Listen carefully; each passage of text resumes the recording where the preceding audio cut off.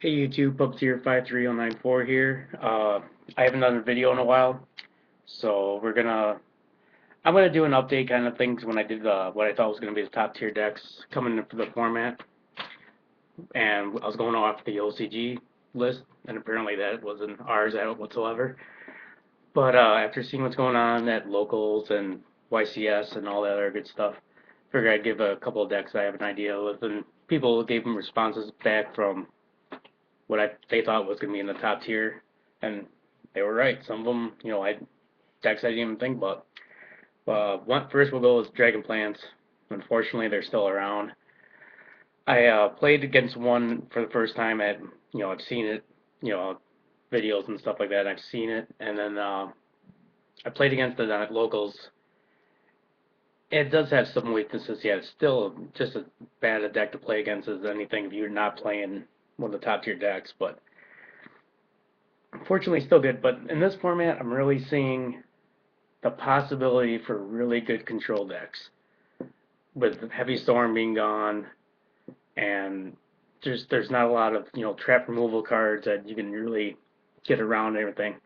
So somebody mentioned, I can't remember his name, but they asked what about Bujins being in the top format. I don't think right now with the dragons out there they can be. I built one. I really like it. I think it's very good in control. It's missing something. It's with that Kaiser Coliseum. It's completely, it can screw a lot of decks over and give you the time to set up the way your plays want and just do what you want to do with it basically. But Prophecy still pretty good. I'm a good deck. Getting rid of all the card extra draw and everything, but still, even with Judgment gone, it didn't really do a whole lot to it. Still made it really good. Evil Swarms is with it losing one, going rabbit and going down to one, and some of the staples, it's not as good. It, I mean, the only thing we got is Ophion for it, basically for the only trick in the deck, and I've been kind of working on some different ideas to get it so it flows better and some different strategies, but so far I can't really anything out that isn't already out there. So hopefully in the next set, there's a lot of dark monsters. We'll see what happens with that. Three axes, pretty good deck. My friend built one, and it takes you by surprise and everything, but it can't keep up with dragons or prophecy. It's fast, but it's not.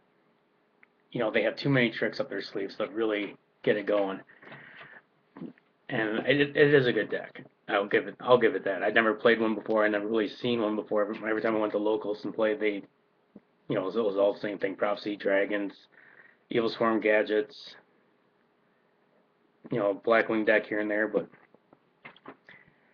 I don't. They're good. I'll give them that. The bear, they lost one of the tankies, but it's still a really good deck. Um, a deck I really think that can really do some damage in the format, which I almost thought about building one, but I decided to just go with Bujins for this format, was Herald of Perfection. I saw that deck go against the Dragon deck, and it did very well. I was a little shocked about that. How it's very good control. Keeps them occupied. Just if they overextend their hand by discarding too many fairies, so they can't do anything, that's where they get them at the end. But I think that deck has a really good possibility. Black Wings. Very surprised they did as well as they did at the YCS. I see everyone looking for Blackwing stuff now, which I used to play one. I just thought they were pretty easy to play, kind of boring. It was all pretty straightforward now, but I actually played them before the Exceed stuff, so they're probably maybe a little bit different now. And then the other deck I was a little shocked that they did really good at was Dragnudities. I never really thought that deck was really that great. I thought it was a little. I guess with Heavy Storm being gone, that helps them out quite a bit, but I just never really liked them. My buddy built them, and he would, it. I was a little shocked seeing some of the cards that guy Bug or whatever he is, that's super rare. How he's gone up to like $30, which is kind of insane.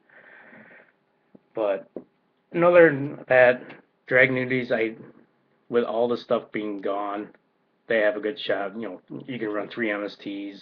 You know, you have to run Rugeki brakes now, and there's just not a whole lot of trap removal out there besides, you know, monster effects that you can go with, like Blaster and stuff like that. And then the other deck I want to talk about is gadgets.